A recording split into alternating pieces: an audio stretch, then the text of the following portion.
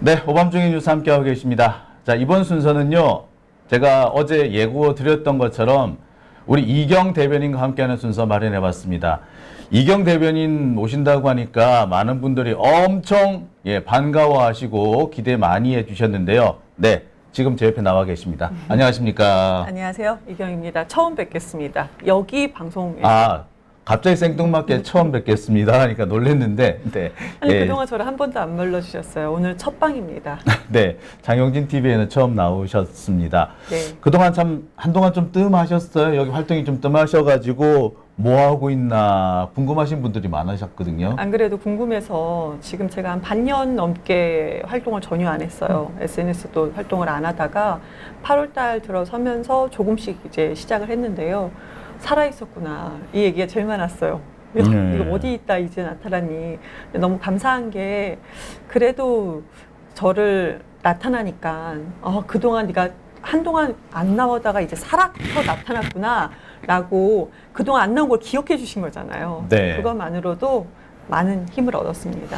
많은 분들이 기다리고 계셨어요, 사실. 아유, 그렇게 말씀해 주시니까 감사합니다. 예, 이경은 왜 안 나와? 라고 하시는 분들 꽤 만났었어요. 그래서 이경 좀 찾아주세요 라고 저한테 말씀하시는 분들도 있었어요, 사실은. 아이고, 감사합니다. 좀 시간이 좀 필요했었습니다. 네. 자, 오늘 오래간만에 나오신 만큼 또 여러 네. 가지 주제 준비하셨을 것 같은데, 오늘 어떤 주제 얘기 한번 해볼까요?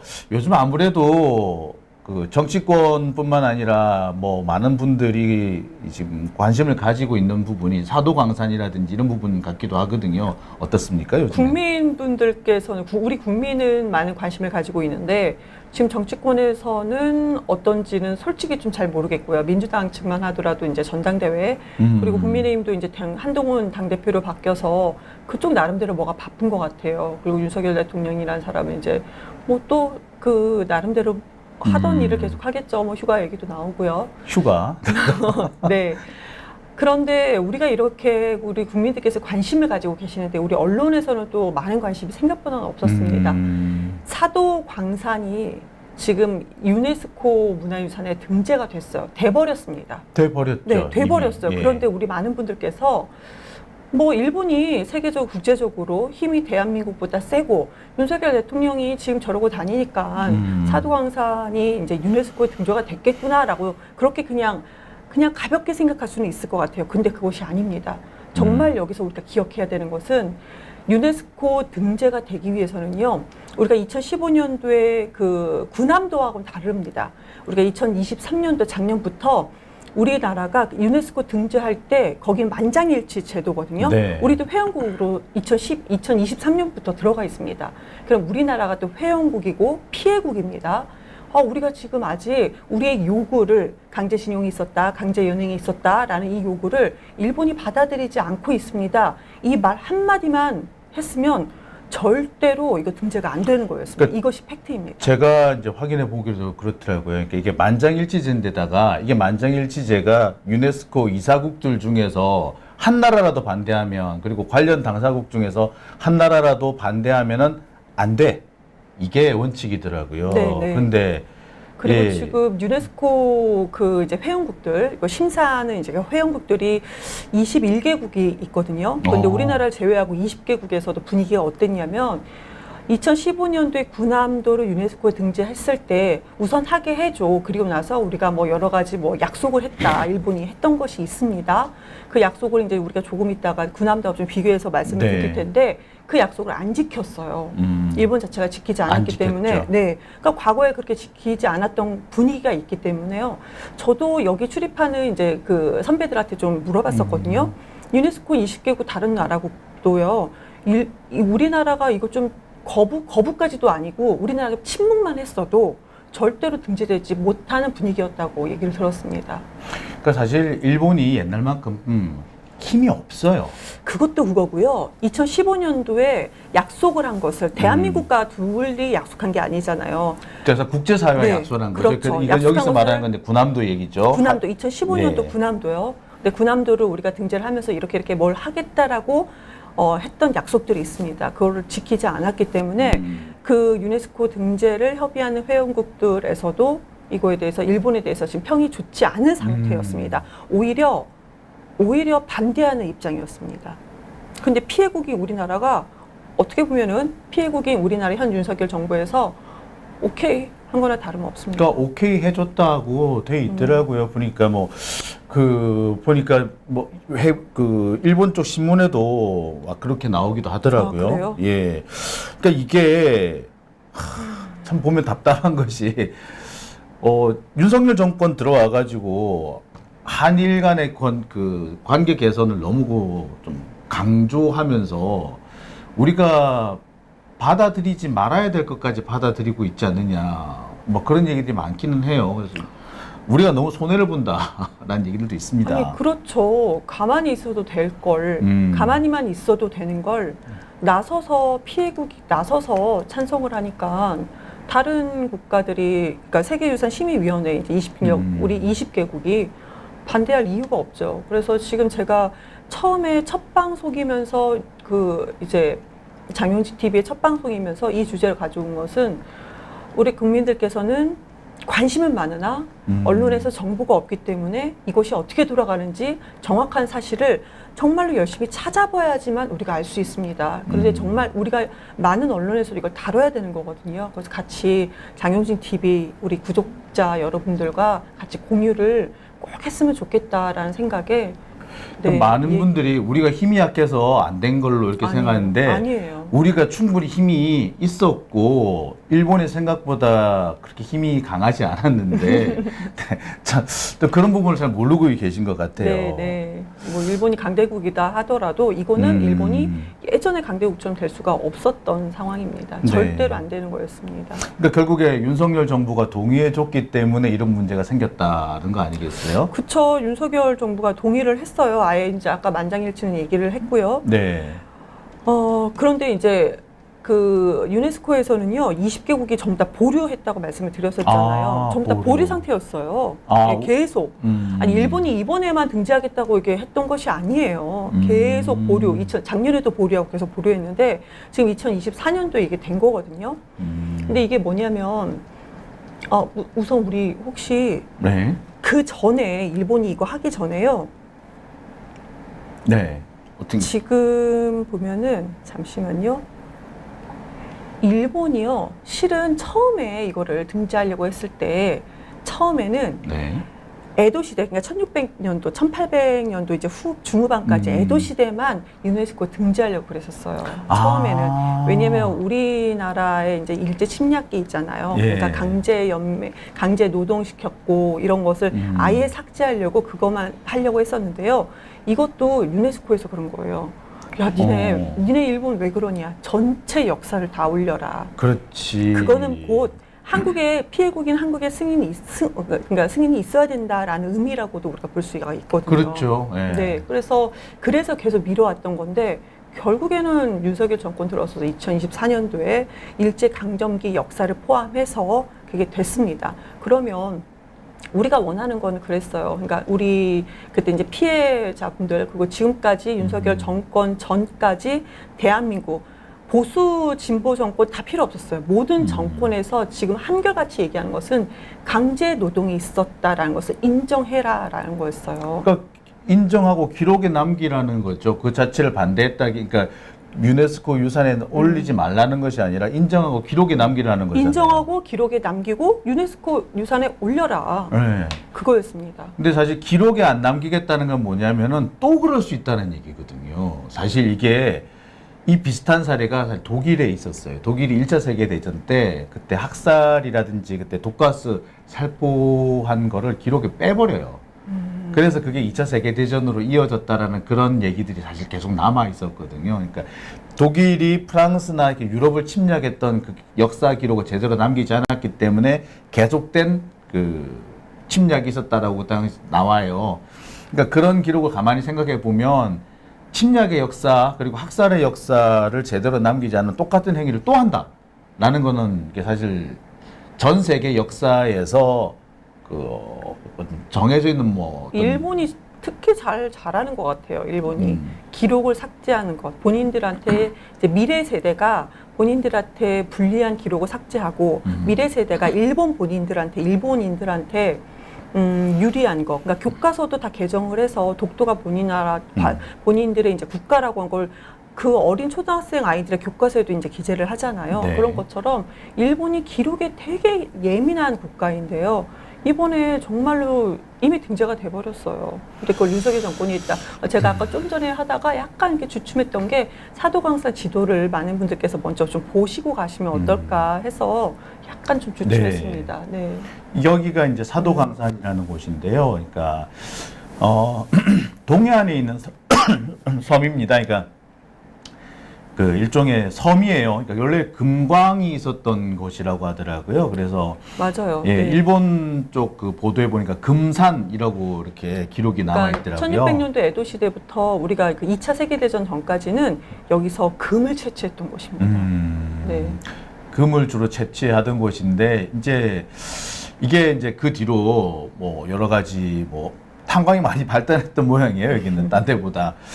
근데 여기에 그 우리가 이제 아까 말씀하셨듯이 이제 한국이 동의를 해줬다라는 점이잖아요. 네. 근데 윤석열 정부에서는 아무 얘기 한 적 없다라는 게 공식 입장이에요. 근데 일본에서는요, 이게 요미우리 신문에도 나왔어요. 네. 지난달 이제 7월 29일 날 나왔었죠. 여기에 강제노동 문구를 빼기로 사전에 한국과 한일 간에 이것을 이미 이거를 얘기를 했다. 그리고 가혹한 현장만을 소개하기로 했다. 그러니까 우리 좀 이따가 얘기하겠지만 이거를 본인의 의사에 반하여서 그 현장에 갔다라는 거. 우리가 아까 구남도 얘기 좀 전에 했잖아요. 구남도에는 3가지가 있었어요. 본인의 의사에 반해서 끌려갔다라는 거죠. 강제 노동이 있었다. 또 이런 것들이 있어요. 이따가 또 다시 말씀드리고요. 그런데 지금 여기는 그 요미우리 신문에서만 보도된 거예요. 보도된 걸 보면은 강제 노동 문구 빼기로 했다. 사전에. 그리고 가혹한 현장만. 그러니까 가혹한 현장에는 in hard condition이라고 하거든요. 그것만 넣기로 했다라는 것을 사전에 협의를 했다라는 거예요. 그러니까 가혹한 노동 조건이었다. 그러니까 비인간적인 노동 조건이 있었다라는 정도만. 네. 근데 이게 되게 야비한 것이 사실 가혹한 노동 조건은 근현대 웬만한 나라에서 다 등장하거든요. 따라서 그것만 가지고는 이것이 그 강제 노역이 있었다라는 얘기가 안 되고 또 그건 뭐 노동법 관련해서 얘기를 해야 될 거죠. 식민지 착취가 존재했었다는 얘기가 아니거든요. 그러니까 식민지 네. 착취가 있었다는 걸 기록을 해달라는 얘기인데 이제 그 부분을 쏙 빼서 누구나 여기는 조선인뿐만 아니라 일본인들에게 가혹한 조건이었어라는 식으로 얘기를 하는 그런 얘기가 되는 거잖아요. 보도 나온 텍스트를 그대로 보면은 한국이 사도강살의 세계유산 등재에 찬성하면서 전시 관련 한일 양국이 강제노동 문구를 빼기로 했으며 가혹한 현상만을 소개하기로 했다라고 보도가 딱 된 거예요. 네. 자, 지금 제가 보여드리고 있는 이 신문 내용을 다시 한번 보여드릴게요. 보여드리는 이 신문은요, 요미우리가 아니고 요거는 또 아사히입니다. 아사히는 비교적 우리식으로 말하자면 진보 언론에 속한다고 하지요. 아사히가 보도한 내용에 보면은 이렇게 되어 있습니다. 한일 착지라고 되어 있다라는 말은 이게 서로 합의를 했다는 얘기고요. 강제 노동 표현은 피하면서 실태를 상세하게 기록한다라고 그렇게 합의를 했다. 이런 내용으로 되어 있습니다. 지금 이렇게 구글 번역기를 바로 돌려가지고 좀 번역이 좀 이상하긴 한데 위에를 구글 번역기로 하신 거군요. 네, 그러니까 자 원문을 보여드리면 이래요. 원문은 이렇게 되어 있습니다. 사도노 역사 전시 한일 착지 강제 노동 표현에 피로 돼 있죠. 회피한다는 뜻이죠. 그 다음에 실체 상세 양호 관계 이렇게 기록을 했습니다. 그러니까 한자를 보면 대충 무슨 뜻인지 아시겠죠? 그렇게 해서 합의하고 도장 찍었다. 이런 내용으로 되어 있습니다. 그것은 이제 일본 측에 보도된 거예요. 그렇죠. 일본 측에 보도된 일본의 게. 한마디로 일본의 메이저 언론사죠. 거기는 메이저 언론사에서 보도를 한 거예요. 보도를. 네. 그럼 우리나라에서는 우리나라 외교부는 뭐라고 했냐? 사실 무근이다. 사실 근거 무근이다. 없어요. 사실 무근이야. 그러면서 하는 얘기가 더 웃깁니다. 우리는 강제노동 빼라고 하지 않았어. 우린 빼라고 하지 않았어. 이거는 즉 너무 웃기지 않아? 언론 보도에 나타난 거 보면 사실 무근이야. 우리는 강제노동 빼라고 하지 않았어. 아니 이거 강제노동을 빼라고 하지 않았다는 게 아니고요. 강제노동을 무조건 넣어야 된다라고 해야 될 우리 그 그렇죠. 정부가 빼지 말라고 네. 했게 아니라 우리 반드시 빼라고 안 넣으라고. 했다? 빼라고 안 했다 이러고 있었던 거. 이거를 지금 현재 외교부가 그러고 있어요. 그리고 또 제가 진짜 외교부가 이게 공식적인 이제 언론 보도 형태에서 이렇게 얘기한 건데 어떤 이제 제가 이제 다 방송을 찾아봤어요. 그랬더니 외교 라인하고 외교 라인 핵심 관계자 누구라고 밝히지 못하는 핵심 관계자하고 모 기자가 개인적으로 진짜 물어봤대요. 그래서 얘기를 하는데 뭐라고 했냐면 솔직하게 얘기하더래요. 그러니까 누군지를 밝히지 않았어요. 우리가 먼저 일본에 이걸 넣어달라고 요구를 해야지 일본이 이걸 고민할 거 아니냐. 윤석열 대통령이 요구를 하지 않았어. 근데 일본이 아하. 이걸 요구를 왜 해? 그러겠죠. 라고 하는 것을 방송에 나와서 얘기를 했어요. 아하. 네. 그러니까 외교부 공무원은 제가 볼 땐 그쪽 입장에서는 또 약간 변명 같기는 한데 외교부 그러니까 공무원 입장에서 변명 같긴 이 한데 외교부 공무원이 누구였냐면, 그러니까 그때 시기만 보면 예전 이제 25년도에 아까 군함도 때 그것도 이제 유네스코 15년도에. 네, 15년도 유네스코 등재가 됐으니까 그때 정말 이 강제 노동과 같은 비슷한 단어가 들어가게 하기 위해서 강제 노역과 같은 단어가 들어가기 위해서 되게 노력했던 외교부 공무원이었다고 들었어요. 네. 그러니까 만약에 지금 유추해 보자면은 이 사람의 아니 우리가 빼라고 요구하지 않았거든. 근데 우리가 요구를 해야지. 강제노동 넣으라고 요구를 해야지. 우리가 요구를 하지 않는데 윤석열 그렇죠. 대통령이 우리가 요구하지 요구를 안 했는데. 윤석열 대통령이 직접 얘기를 안 하는데 어떻게 일본에서 이걸 고민을 하겠느냐. 그러니까 일본 입장에서는 빼도 되는구나. 이렇게 인지하지 않겠느냐. 일본 입장에서는 네, 그러니까 문제 제기가 없었다. 이거는 핑계라기보다도 지금 윤석열 대통령이 현 상황을 너무 그래도 기자니까 노골적으로 말은 못하고 약간 과거와 비교해서 지금 뭐 하는 거냐 이렇게 전 유추가 되더라고요. 그 또 말하는 사람의 뉘앙스를 봤을 때는 그게 유추가 됐고 그리고 또 지금 윤석열 대통령이라는 사람이 진짜 이러고 있구나. 근데 사실 외교적으로 보면요. 네. 아예 문제 제기를 안 했다는 게 더 문제예요. 그쵸. 예. 해야죠. 그러니까 문제 제기를 해가지고 어떻게 합의를 했다면 합의하는 그런 어떤 결 과정이 있을 거고 그 과정에서 조건이 있을 수도 있거든요. 근데 그런 조건이나 이런 게 있으면은 그 조건을 지키지 않았기 때문에 이 합의 무효다라고 할 수도 있는데 아예 문제 제기를 하지 않고 그것을 결국 그 최종적으로 등재가 합의가 됐다면 야 그때 아무 얘기 안 해놓고 이제 와서 왜 딴소리야 라고 할 수밖에 없어요. 그렇기 때문에 우리 사실상 외교적으로 더 불리하죠. 그렇죠. 우리가 요구를 하는 거죠. 그걸 또 일본이 이제 그 기록을 남겨놓은 거 되게 정말로 중요시하잖아요. 그럼 우리도 그거 기록을 남겨놨어야죠. 강제징용이 있었다라는 것을 꼭 넣어달라는 기록이 있어야 되는데 없었다. 그리고 또 윤 정부의 설명 중에서 정말 또 어이가 없었던 것이 이제 두 가지, 제가 아무리 찾아도 이제 두 가지의 설명이었어요. 하나는 요구하지 않았다는 설명, 우리 가만히 있었다는 설명. 하나는 뭐였냐면, 자 봐라 일본도 가혹한 노동 현장. 그러니까 이게 이제 영어로 번역했을 때 in hard condition이라고 이렇게 해놓더라고요. 가혹한 노동 현장이라는 것을 이렇게 딱 표현하지 않았느냐 일본이. 가혹한 노동 현장이라는 것은 곧 강제성을 유추할 수 있는 거 아니냐. 이게 지금 외교부에서 거의 공식적으로 대답한 겁니다. 이거는 너무 어거지인데 네. 왜냐하면 그 19세기, 20세기 초반에 거의 노동 조건은 다 하드 컨디션이었어요.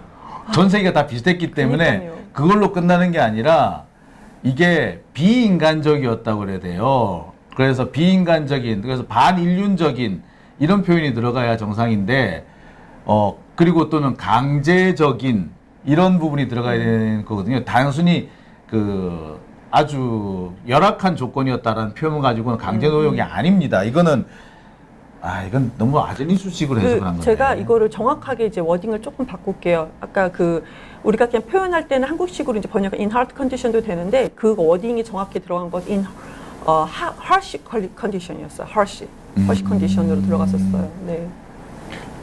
표현이 그럼 어떤 의미라고 해야 되죠? 이건요, 어렵고 힘든 일이냐, 진짜 가혹한 일이냐. 그러니까 harsh condition이 훨씬 더 진짜 가혹하고 가혹한 힘든. 행- 예, 그냥 일이 어려웠어. 일이 좀 어려웠다라는 거 hard인데 좀 어려운 일이야. 근데 이거는 진짜 가혹한 일이었다라는 harsh condition으로 했습니다. 참, 이게 좀 묘하기는 하네요. 기묘하게 좀 빠져나간다는 느낌이 좀 있는데, 네. 자, 이 와중에 기록은 점점 사라지고 증거도 사라지고 있다고 하죠. 진짜 좀 답답하죠, 많이. 그리고 네. 보니까 사도광산에 그 조선인들이 살았던 기숙사가 딴 거는 다 남아있는데 그 기숙사 터는 사라졌다고 그러더라고요. 네네. 그냥 이거, 그냥 저렇게 그냥 풀밭으로 되어 있어요. 그러니까 또 기자들이 이런 질문을 또 했다고 하더라고요. 사도광산의 조선인 노역에 대한 강제 논의는 추가로 없느냐, 그러니까 앞으로 추가로 없느냐 이런 질문을 했는데 우리 윤석열 정부, 대한민국이 윤석열 정부의 그러니까 외교부 관계자가 한 얘기가 우리 향토박물관에 이런 기록 남겨두지 않았어. 향토박물관이요. 그러면은 이런 기록을 남겨놨으면은 지금 강제성이라는 표현이 뒤에 보세요. 떠오를 수밖에 아니, 없어.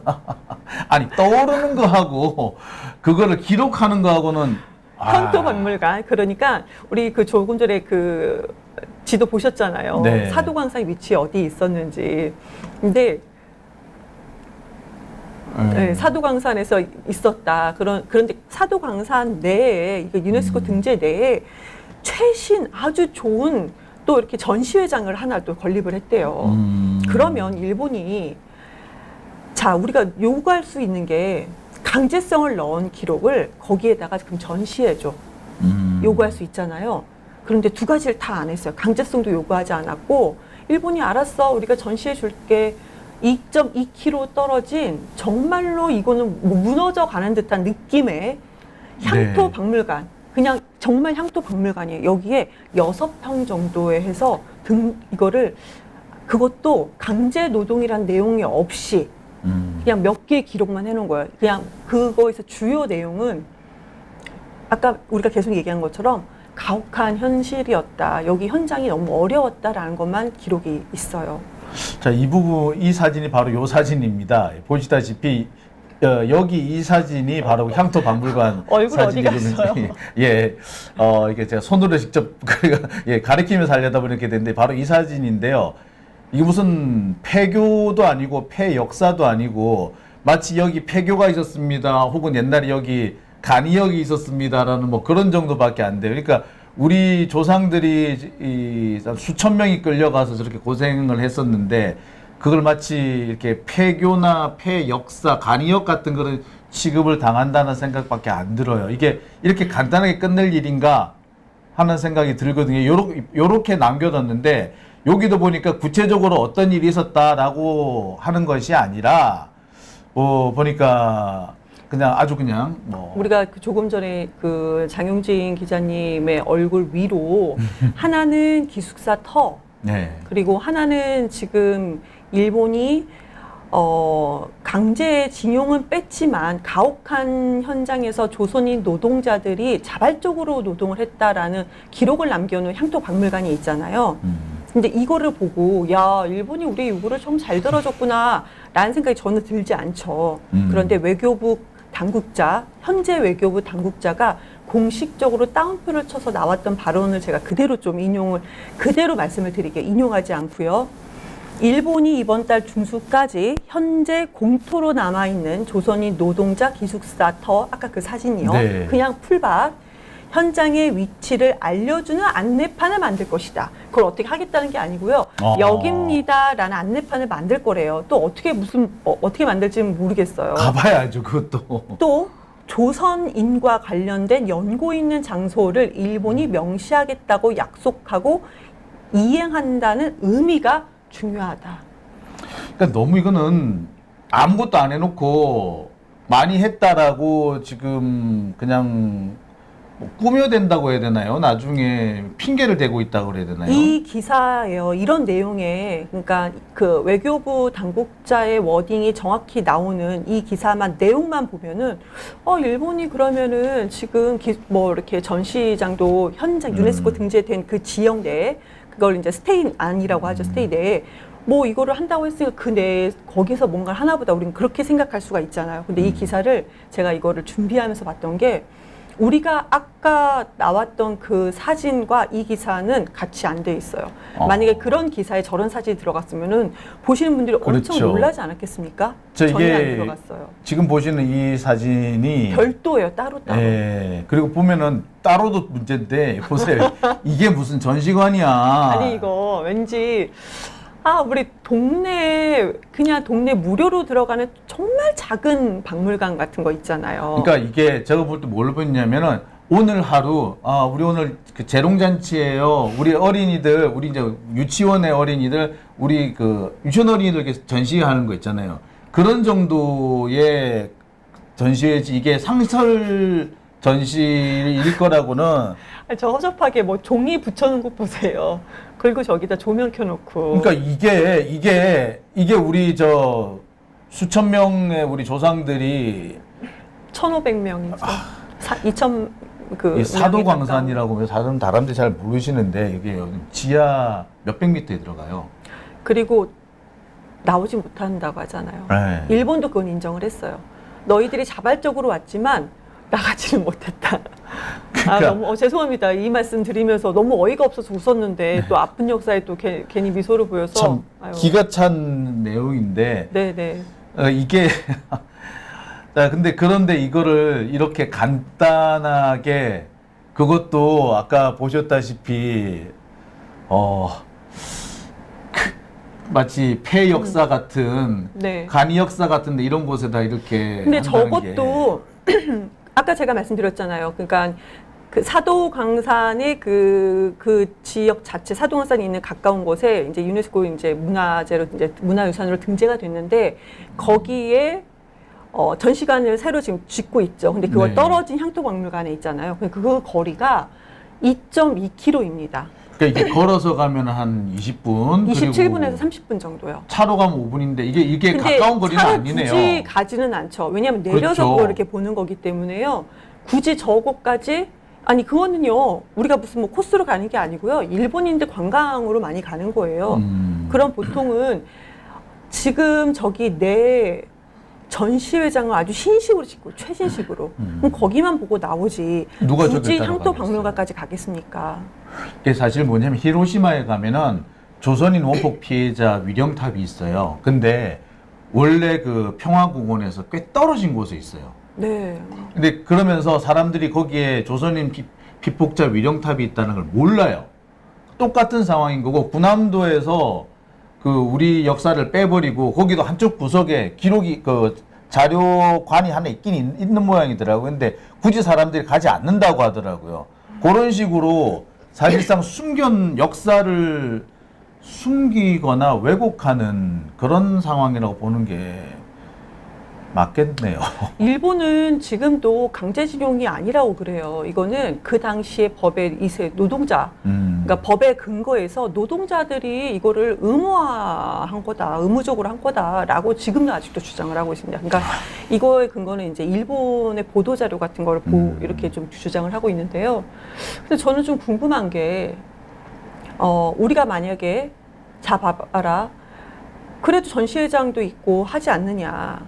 그러면 대한민국 국민의 그 수장으로서 대통령이라는 사람이 그러면 좀 더 가까운 곳에 더 보기 좋은 곳에 하라고 얘기를 하든지 아니면 이거는 지금 과거에 군함도하고는 다르게 그거는 나중에 이렇게 박물관 전시회를 만들겠다를 약속했는데 지키지 않았던 거고요. 이번에는 사전 전시회다. 그러니까 이번에 유네스코 등재하는 거에 대한민국이 찬성했던 이유 중에 하나가 이번에는 일본이 과거와 다르게 사전에 이렇게 박물관을 해서 이런 거 정보를 본인들이 스스로 한다고 하지 않았느냐 이렇게 얘기를 한 거거든요. 이런 식으로. 그럼 저런 상황을 먼저 파악하지 않았을까요? 알고 있으면서도 저렇게 엉터리라는 걸 알고 있으면서도 그러니까 일본의 편을 들어준 거다. 윤석열 정권이. 일본을 모르겠어요. 이게 한국인이라면 가능했을까라는 생각까지 들 정도죠. 그러니까 이렇게 피해국이 저렇게까지 나서서 이거를 유네스코 등재를 하게끔 사도광산, 일본의 사도광산, 우리나라 조상이 어떻게 보면은 이렇게 피해를 봤는데 먼저 피해국이 나서서 얘기를 하니까 그러니까 다른 유네스코 이제 회원국들 같은 경우도 그 유산심의위원회 이제 회원국들도 뭐라고 하지 않았던 거죠. 근데 도대체 윤석열 정권은 왜 이럴까라는 생각이 들거든요. 역대 뭐 보수 정권이 일본의 좀 그 굴욕적인 내용을 좀 보이긴 했으나 이 정도까지는 아니었거든요. 근데 왜 하필 윤석열 정권은 이럴까? 참 의심스러워요. 왜 그런 것 같아요? 왜 그럴까요, 도대체 이 새끼들은? 죄송합니다. 네. 자연스럽게 나와버렸어.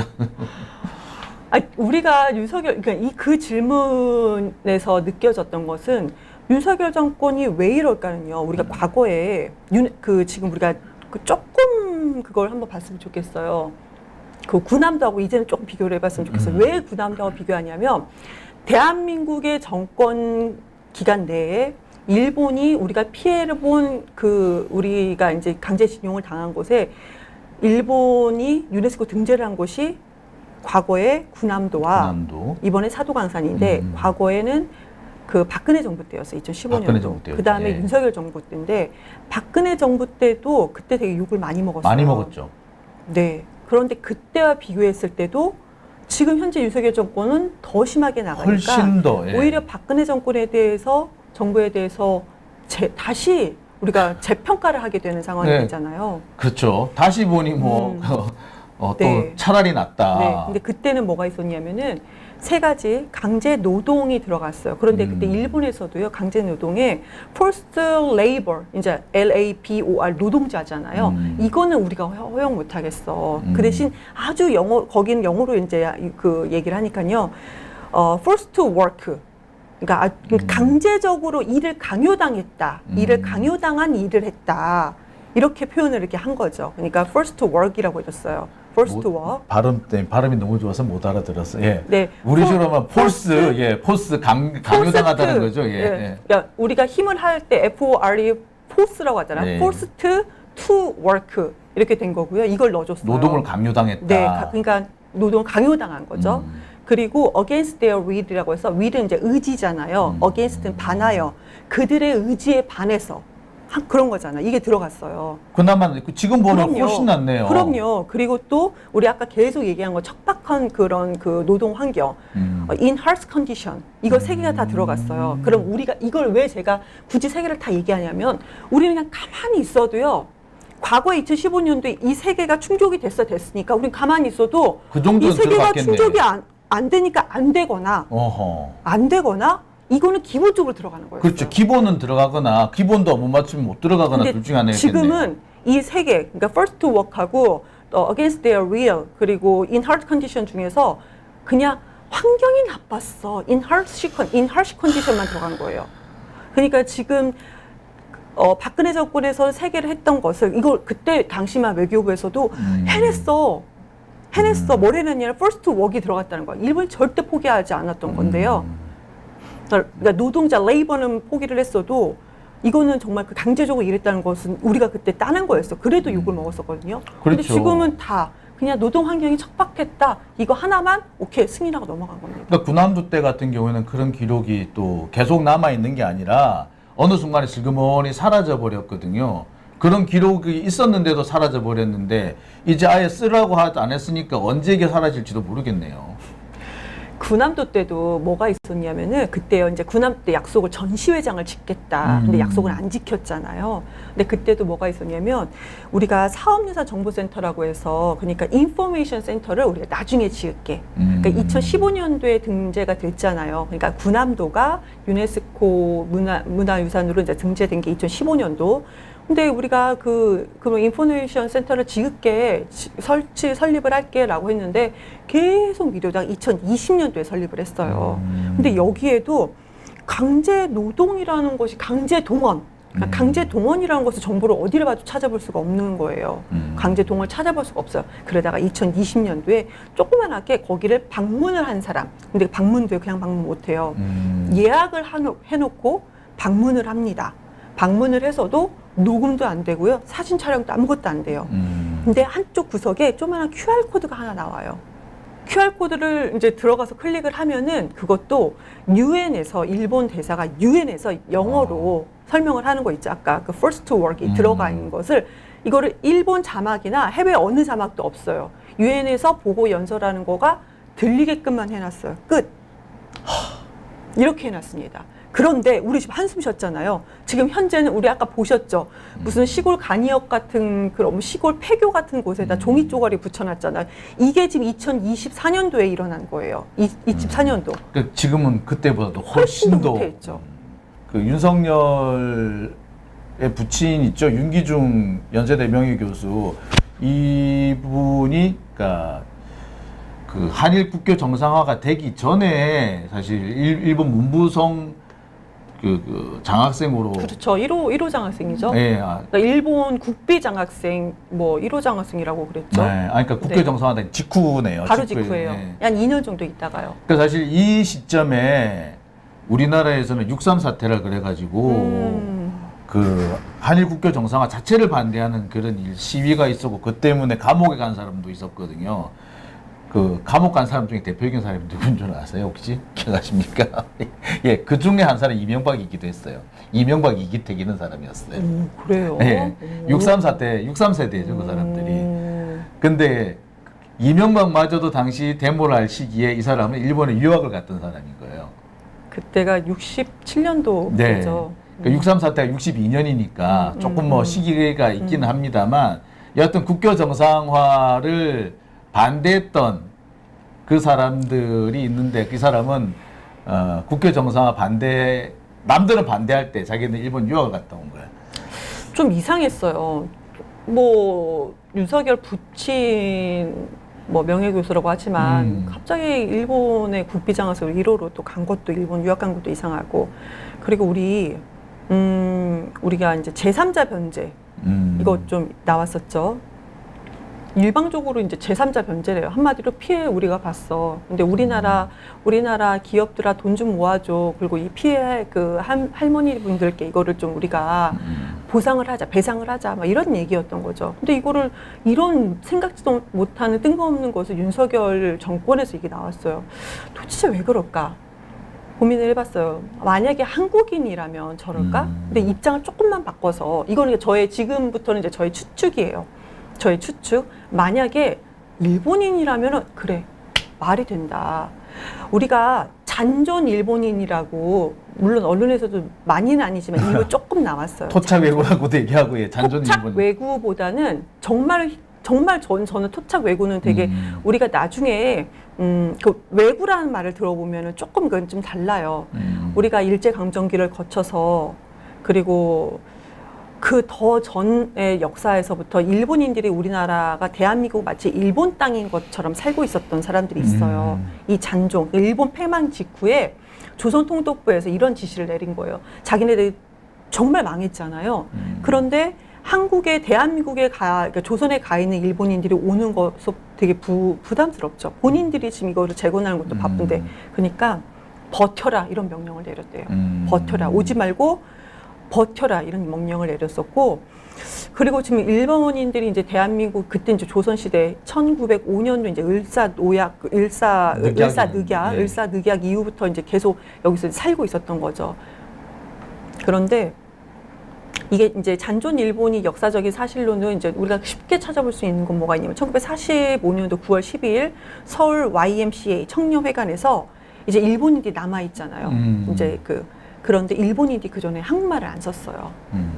그런데 이들이 거기에서 한국말을 이제 배우기 시작했다는 것이 이제 이거가 공식적으로 보도가 막 되고 나왔던 거죠. 그 패망 이후에 한국에서 살고자 하는 일본인들이 한국어를 배우려고 이렇게 했었구나라는 것도 우리가 이제 다 기록이 남아 있는 거죠. 실제로 보면 그 당시 한반도에 들어와 있었던 일본인들 중에 이 사람들이 어떻게 다 넘어갔겠어. 그러니까 넘어가지 못한 사람들이 분명히 있었을 거고 그 사람들이 살아남으려면 한국말 배워야 했겠죠. 아니 그리고 1905년도 일산의학 이후부터 그 사람들의 자손들은 40년 동안에 일본에서 그러니까 한국이 조선 땅이 본인들의 일본 땅이라고 생각하고 거기서 태어나서 자란 거예요. 그런 분들도 꽤 네. 많다고 그러더라고요.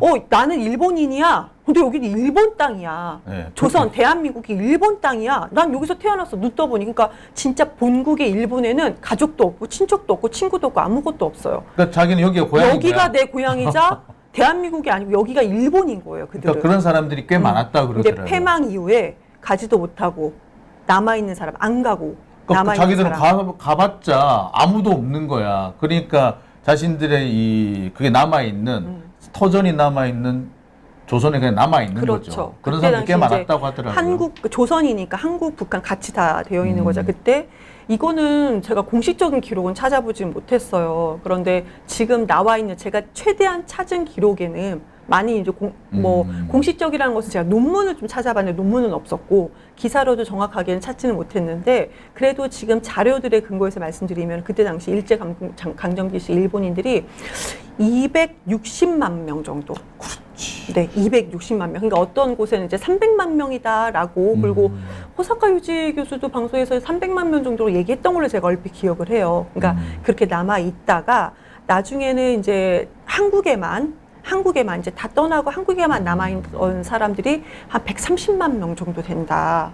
그러니까요. 네. 근데 지금 이거를 우리가 계속 또 다음 세대로 넘어가잖아요. 지금은 엄청나죠, 그러면. 그러니까 그 사람들이 이제 어느 순간에 한국인인 척하고 살고 있었는지도 몰라요. 언제부턴가. 130만 명, 그리고 지금까지 한 70년간 이렇게 우리가 자연스럽게 결혼을 하고 다음 세대로 이어진다면 추정을 해보건데, 그러면 한 900만 명 정도? 900만 명이에요. 저 대전이잖아요. 대전이 인구가, 공식적인 인구가 150만 명이에요. 150만 명이죠. 네. 근데 900만 명이에요. 그 사람들이 일본 사람인 거예요. 그냥. 그러니까 여기서는 우리가 계산을 좀 빼야 되는 게 언론 좀 찾아보면요. 일본인 여성과 한국인 남성이 결혼했다. 그래서 그렇게 뭐 살았다라는 건데 지금 제가 지금까지 찾아본 것은 아니에요. 그냥 정말 순수 일본인들. 순수 일본인들만 뭐 지금 70년 동안 세대를 거듭하다 보면은 한 900만 명 정도. 그러니까 지금은 아마 그 사람들 중에는 한국인처럼 살고 있는 사람들도 꽤 많을 거예요. 기록상으로는. 그렇죠. 그때 호적을 다 받았으니까 그때 당시에는 본인이 일본인인 걸 숨기고 호적을 사가지고 그렇게 살았다라는 것이 이제 역사적 기록으로 좀 남아 있는 것도 있는데 6.25 때 호적이 불탄 데도 많아요. 진짜 많아요. 그래서 6.25 직후에 호적을 1960년대까지 호적을 다시 만드는데 엄청난 시간이 걸렸대요. 실제로 우리나라에서 호적을 정리하려고 그래서 주민등록증 사업을 시작했다는 얘기까지도 있을 정도예요. 당시 주민등록증 사업을 그 군사정권에서 박정희 정권에서 하는 이유 중에 하나가 도대체 호적이 남아있질 않는 거예요. 근데 호적을 복구를 하려니 그것도 장난이 아니니까 이미 월북한 사람들도 있고 죽은 사람들도 있고 그 방법은 현존하는 사람들을 중심으로 뭔가 호적을 복구를 해야 되는데 기본 자료가 없는 거예요. 그래서 주민등록 사업을 시작했다는 것도 있으니까 아마 여러 가지 이유 중에 하나일 거로 보는데 그 과정에서 그러면 일본 사람은 그냥 한국 사람을 대충 눌러 앉은 거죠. 티 안 날 거예요, 그래도. 너무 좀 그렇죠. 근데 그때 당시에 또 기록을 보면 이렇게 티 안 나게 눌러 있는 사람들 대부분이 한국에 그때 당시 조선에 본인들의 재산이 많았던 사람. 갈 수가 없는 거죠. 이걸 버리고 갈 수가 없죠. 이것도 공식적으로 많은 기록들이 남아 있어요. 제가 알기로는 그래 6.25를 거치면서 밀항을 많이 해서 많이 빠져나갔대요. 근데 그 해방 직후에는 빠져나가지 못한 사람들이 많았답니다. 근데 재산이 여기 다 있는데. 300만 명 가까이 들어왔는데 이 중에서 몇만 명이 빠져나가겠어요. 한 달 동안 빠져나가봤자 얼마나 빠져나가겠어요. 더군다나 육로로 연결된 것도 아니고, 그렇죠. 해로로 연결해 배를 타야 되는데. 그 일본에서는 오지 말라고. 그러고 버텨라 이렇게 얘기를 하고. 자기들도 당장 지금 본토에 있는 사람들도 건사하기 힘든 판에 한 300만 명이 돌아와 버리면 어떻게 감당할 거야? 식량도 모자라는 판에. 그러니까 제가 이제 이거를 우리가 사도강사부터 이렇게 쭉 말씀을 드렸는데 아니 그러면 좀 이해가 돼요. 왜 이렇게까지 하지? 근데 이러면 제가 좀 이해가 되더라고요. 그리고 뭐 독도 얘기도 좀 해볼까요? 네. 사실 뭐 지금 얘기를 들어보면서 참 답답한 마음 많이 듣는데 또 우리 이경 대변인 같은 경우에 본 적이 독도라고 제가 들었어요. 아, 본 적이에요. 제가 본 그걸 적이? 자료를 드렸는데 여기는 없네요. 아니요. 제가- 독도의 제가 자료가 저의 있다고. 가족관계 증명서를 제가 직접 찍어가지고 더 드렸거든요. 아, 그 네. 그런데 지금- 가족관계 증명서 제가 안 왔고요. 예. 저의 가족관계 증명서를 제가 찍어가지고 그러니까 가족관계 증명서에 보면은 그 위에 이제 본 적이 나오잖아요. 네. 그거를 좀 정말 보여드리고 싶어서 보내드렸는데 제가 안 보냈나요? 그건 제가 못 본 것 같고요. 네. 자, 하여튼간에 뭐 독도가 본적으로 돼 있더라고요. 그래서 독도 이사북길 63으로 해서 저의 본적을 독도로 바꿨어요. 독도 등대군요. 네, 독도 등대. 어. 그런데 이거를 또 왜 그랬냐면 전 옛날부터 바꿀 생각이 있었는데 절차가 뭔가 찾아보면 복잡하고 찾아보면 복잡하고 그래서 제가 최근에 몇 달 안 됐어요. 최근에 이제 제가 한 반년간 방송 활동을 안 하면서 좀 여러 가지를 한 것 중에 이제 독도 등대로 저희 본적을 바꾼 거가 그 여러 가지 중에 하나인데 네. 작년 기준으로 해서요. 독도에 본적을 둔 사람이 일본인이 많을까요? 한국인이 많을까요? 작년 기준으로 해서. 한국인이 많겠죠. 그렇게 생각하시죠? 네. 독도에 본적을 둔 사람 기준이 작년 기준으로요. 일본은 5천 명이 넘어요. 일본인이. 일본인이라고 된 사람들이 5천 명이 넘어요. 그러니까 그러니까 일본 우리가 지금까지 뭐 역사적으로 한국의 그 뭐 호적을 사서했던 사람들 말고 일본인이 5천 명이 넘어요. 근데 그러니까- 한국인은 몇 명일까요? 잘 100단위로 제가 알고 있는데요. 제가 미리 말씀을 드려야 되는데 전혀 안 드려서 3천 명 정도. 왜냐하면 우리가 3,000명. 100단위가 맞아요. 100단위가 맞았었는데 우리가 몇 년 수해 전부터 그 운동이 있어요. 독도로 뭐 본적 옮기자. 옮기기 이런 운동이 막 일어났어요. 그래서 무슨 모 판사도 독도로 본적으로 옮겼었다. 그래서 이 정권에서 찍혔다. 막 이런 기사도 나왔었어요. 그런데 그러면 우리가 대한민국 국민들이 그렇게 열심히 했음에도 불구하고 독도에 본적을 둔 일본인이 5천 명이 넘고 한국 사람들은 3천 명이 좀 넘어요. 그러니까 아마 일본인이 일본의 호적이 있겠죠. 일본의 그렇죠. 거기에 옮기는 게 그렇다. 네. 그래서 제가 짜증나네 갑자기. 네. 또 화가 나잖아요. 근데 독도에 본적으로 옮길 수 있는 아주 간단해요. 저는 전날에 하고 한 이틀 정도 있다가 저한테 문자가 왔어요. 독도 승인됐다. 한 번만 하면 됩니다. 한번 우리 지금 뜨고 있나요? 네, 지금 제가 여기 대법원 전자가족관계 등록 시스템에 들어가서 포털에요. 그냥 전자가족관계 등록 시스템에 보면 저게 메인 화면이에요. 그래서 등록 기준지 변경 그것만 누르면 절차대로 하시면 됩니다. 여기, 정말 쉬워요. 이렇게 들어가셔가지고 네. 등록 기준지를 근데 등록 이렇게 세 기준지 가지. 예전에 주소가 그럼 어디 주소로 해야 되지 고민되시잖아요. 이것도요. 주소가 되게 좀 찾기가 생각보다 그때 당시 제가 옮길 때는 좀 쉽진 않았는데 새로운 등록 기준지 주소를 조금 보여주세요. 네, 그 주소가 딱 3개가 나옵니다. 네, 아까 전까지 제가 보여드렸어요. 자, 계속 말씀해 보시면 네. 여기죠. 보면. 등록 네네 주소가 얼굴이 또 여기, 가리셨어요. 네. 주소가요. 그러니까 여기 주소 뭐 읽어야 되나요? 네, 제가 읽어드릴게요. 네. 제가 읽어드리면 이렇습니다. 3가지가 있어요. 경북 울릉군 울릉읍 독도 안용복길 3. 여기가 독도가 서도하고 동도 네. 두 군데로 나누죠. 가로 열고 닫고에는 우리가 그냥 인식하면 되시는 거 거긴 주소가 아니에요. 예, 서도 주민 숙소가 한 군데가 있고요. 그다음에 울릉군 울릉읍 독도 이사북길 55. 여기는 독도 경비대가 있는 곳입니다. 독도 경비대 동도 쪽에 있는 곳이고요. 그다음에 울릉군 울릉읍 독도 이사북길 63. 여기는 독도의 등대가 등대. 있는 곳이네요. 그래서 저는 3번째 독도 등대로 저희 본적으로 옮겼어요. 안용복길 3, 이사북길 55, 이사북길 63 이렇게 있네요. 아주 단순하게 지금 독도 경비대와 독도 등대가 1분 거리거든요. 걸어서 1분 거리밖에 안 돼요. 네. 여기는 동독도니까요. 네. 동독도. 그리고 이제 독도 안용복귀는 서독도거든요. 네. 그런데 제가 일본과 가장 가까운 데가 독도 이사북길 63 독도 등대가 일본과 가장 가까워요. 가장 동쪽이거든요. 그래서 저는 최전방에 가셨네. 네, 그러니까. 최전방으로 이경 최전방으로 가자. 그래서 저거 바꿀 때 그렇게 옮겼는데, 근데 이거를요 이제 그 새로운 등록 기준지가 본적입니다. 네. 이거 주소를 입력할 때 오류가 자꾸 나요. 왜 오류가 났냐면 제가 독도 띄고 이사북길 63을 했더니 오류가 나요. 아, 예. 네. 안용복길이 부산 동래에도 있어요. 그리고 이사북길은 경주에 있어요. 검색하다 보면은 많은 사람들이 독도 띄고 이사북길, 독도 안용복길이라고 이렇게 많이 올려놓으세요. 근데 이게 또 우리가 그 주소 등록하려면 검색을 해야 되잖아요. 저도 처음에 모르고 독도 띄고 이사북길을 했더니 안 나와요. 주소가 없는 주소래요. 그래서 막 전화하고 막 그랬거든요. 그리고 이사북길을 찾았는데도 안 나와요. 그래서 독도 이사북길 붙여서 하면 딱 나옵니다. 네. 네.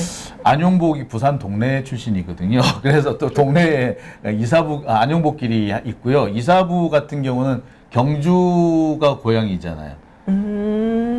예, 원래 경주 박씨예요. 이 양반이 박씨이고요. 이 사람의 부인이 그 지소태우라고 네. 진흥왕 어머니죠. 네. 그러니까 좀 복잡하죠, 이 동네가? 조금 복잡한데요? 예, 이렇게 화랑세기에 나오는 얘기라 이건 나중에 또. 아니 근데 그런 얘기를 어떻게 이렇게 재밌게 다 아세요? 이럴 때 써먹으려고 준비를 해둔 겁니다. 네, 아무튼 이런 거기 때문에 경주나 부산에 이분들 길이 있을 수 있어요. 주소가 있을 수 있기 때문에 아마 그래서 아마 독도 안용복길, 독도 이사북길 이렇게 만드신 것 같네요. 네. 헷갈리실 수가 있으니까 반드시 독도 안용복길, 독도 이사북길이라고 붙여서 쓰시기 바랍니다. 이거 1분이라면 좀 그렇고 또 5분 내로 절차는 끝납니다. 돈은 따로 안 들죠? 수수료 없나요? 돈도 없죠. 안 들어요. 네. 그 대신 이제 뭐 공인인증서 같은 경우가 조금 있어야 되죠. 그것만 있으면은 무슨 저 같은 경우는 1분 내 이거 주소 찾는 게 가장 주소 검색이 안 돼서 그랬지 나머지는 1분이면 됩니다. 우리나라에 지금 남아 있는 잔존 일본인이 계산을 하면은 뭐 900만 명이 될 수도 있다. 아마 이렇게 되면 이제 막 혼혈이 되어 있겠죠. 그러니까 혼혈된 사람까지 있어서 아마 그렇죠. 900만 명 정도라고 볼 수 있다. 되게 많네요. 뭐 혈통을 유지하는 정말로 특출난 분들은 속이고 일본인으로 살아가는데 한국에서 한국인인 것처럼 그럴 수도 있죠. 그러니까 사상 자체가 나는 일본인이야. 나는 지금 애국을 하는 것이야. 라고 생각한다면 모든 것이 악어가 맞지 않을까라는 생각이 듭니다. 좀 무섭네요. 그런 걸 보면은. 네. 제가 솔직히 방송에서 여기까지는 얘기를 안 드렸어요, 항상. 그냥 하는 짓이 일본인 같다. 그럼 좀 왠지 모르게. 그냥 그렇게만 얘기를 드렸는데, 이제는 좀 그게 아니고 구체적으로 좀 들어가 보자. 왜 그랬지? 하나하나. 왜 말을 주고받을 때 왜 이렇게 했지? 외교부에서는 왜 이렇게 얘기가 나오지? 아니, 그랬더니 지금은 정말 이게 맞는 거구나라는 생각이 듭니다. 그러니까 보면은 그래요. 간혹 가다가 보면은 사실 우리로서는 잘 모르잖아요. 그 할아버지 윗대에는 무슨 일이 있었는지 모르기 때문에 그분들이 원래 고향이 어딘지, 원래 일본인지 모르는 경우도 많은데 이제는 찾을 수도 없을 수도 있어요. 근데 정말 일본인이라면 우리가 이게 세대를 엄청 거듭한 게 아니고요. 많아봤자 3세대예요. 지금 거듭한 게. 그렇지 않아요? 그렇죠. 정말 지금 갓난아이들 한다면 4세대. 4세대, 5세대까지 갈 수도 있겠네. 네. 그런데 한 3세대 정도면 저희 할머니란 말이죠. 할머니 정도면은 본인들이 정말 일본 사람이면 모를까요? 전 알 것 같아요. 그러니까 뭐 손자들 되면 모르겠죠. 근데 그 할아버지 본인들은 당연히 알겠죠. 그리고 그 사람들은 아마 그렇게 손자들, 자식들 교육을 시켰겠죠. 그래서 일본인이라고 대놓고 말을 안 하더라도 일본인스럽게 교육을 시켰을 것이고 그게 마치 우리나라에 자연스럽게 그런 사상으로 자리 잡혔을지도 모르면 어떻게 보면은 우리가 왜 저 사람은 저렇게 생각하지 않은 경우가 있거든요. 특히 왜 자학적인 사관이라고 해야 되나요? 그래서 우리는 안 돼. 일본한테 우리는 원래 안 돼. 라는 그런 말씀하시는 분들이 많아요. 일본은 원래 강하고 우리 원래 약해. 라는 식으로 말하는 사람이 아이고. 있거든요. 예. 근데 지금 생각하면 왜 그렇게 생각을 아니, 하지? 파리 올림픽 보세요. 네. 그 태극기 집회라고 하는데 일장기 들고 나오는 사람들 그런 사람들 왜 저럴까 했는데 저 사람들 조상이 애국하시는 거예요. 그 사람들이 조상이 이제 알고 봤더니 그 잔존 일본이었다면 우리 토착 왜구라고 말하는 사람들이 그 표현이 어떨는지 모르겠으나 그 거짓이 아닐 수 있다라는 말씀이잖아요. 그 토착 왜구는 전 이제 찾아보면 왜구라는 걸 찾아보면 조금 안 맞고요. 정말 순수하게 우리가 여기 악감정을 가질 필요도 없어요. 그냥 순수하게 잔존 일본인이다. 그러면은 잔류 일본인이겠네. 잔류는 이제 남아있다라는 어떤 그런 개념인데 잔류와 잔존이 조금 더 미세하게 좀 차이는 있는 것 있죠. 같아요. 예. 그러니까 저는 제 개인적으로 생각에는 명확하게는 잔존 일본인이다. 잔존. 그러니까 잔류라는 거는 다 떠나가고 뭐 남은 뭔가 조금 그런 것들인데 지금 그게 아니잖아요. 많은 사람들이 그냥 내 재산을 내가 지키려고 내가 스스로 여기 있던 사람들이니까 잔존 일본인이 맞다라고 해요. 그러니까 지금 그 사람들은 부자예요, 다들. 지금까지 나타난 걸로 그렇지. 보면은 다 엄청난 어마어마한 부자들인 거죠. 그때 그래요. 물론 다는 아니겠지만 전반적으로 보면은 좀 그럴 가능성이 훨씬 더 높다라는 생각이 듭니다. 아 진짜 꼼꼼히 찾아봐야겠는데. 찾아보고 싶네요. 근데 우선 우리가 지금 당장 그럼 너무 답답해. 방송을 함께 하시면서 야, 답답해. 내가 무언가 하고 싶어. 그래서 제가 일본 그 일본인들이 독도로 본적으로 옮긴 거 그리고 이것도 기사가 나왔어요. 이것도 정확한 정보거든요. 그리고 대한민국 사람들이 독도 본적으로 옮긴 거 이제 수로 말씀드렸는데 우리가 진짜 너무 답답해서 지금 뭔가를 당장 하고 싶다라고 했을 때는 독도로 본적으로 옮기는 것도 먼저 한번 간단하게 5분 내로 한번 실행해 보는 것도 괜찮겠다라는 생각이 들고요. 그 다음 스텝은 우리가 또 다시 한번 힘을 모아서 어떻게 해봐야죠. 그렇군요. 네. 자, 오밤중의 뉴스 오늘 이경 대변인과 함께했습니다. 제가 좀 되게 충격적인 얘기들이라서 오늘 이 얘기를 좀 그 제목으로 잡아야 될 것 같아요. 이경 잔존 일본인 900만 명. 머리가 아찔하네요. 아까 사실 좀 제가 좀 자료를 보여드리진 않았는데 옛날에 이런 사진 하나 보셨죠? 옛날에 김호준 씨가 공중파에 나올 때 네, SBS요. 그 이상은 씨, 이명박의 형이죠. 거기를 갔더니 오다 요시타카라는 일본 이름을 이렇게 명패로 달아놨다고 하더라고요. 이거는 이상은이란 이름에도 안 맞고 도대체 뭘까 다들 이렇게 했는데 지금 말씀하신 그 내용을 생각해 보면 내 이름이죠. 예, 그럴 수도 있겠구나. 저 영어 이름 올리비아예요. 어색하죠. 외국인 친구들만 올리비아 부르지 솔직히 제 이미지가 올리비아가 맞아요. 그러니까 그럴 수도. 이 사람들은 이상은이 어색할 수도 있다는 거죠. 그럴 수도 있겠네. 이 사람은 여기서 내가 한국에서 살아가니까 이상은이야. 물론 이 사람이 그렇다는 건 아니에요. 가정을 한다면 만약에 진짜 잔존 일본인이라면은 자기 집 명패를 저걸 달았어요. 자, 요 얘기는요, 저도 좀 추가 좀 취재해보고 연구를 해서 또 여러분들하고 말씀 나누도록 하겠습니다.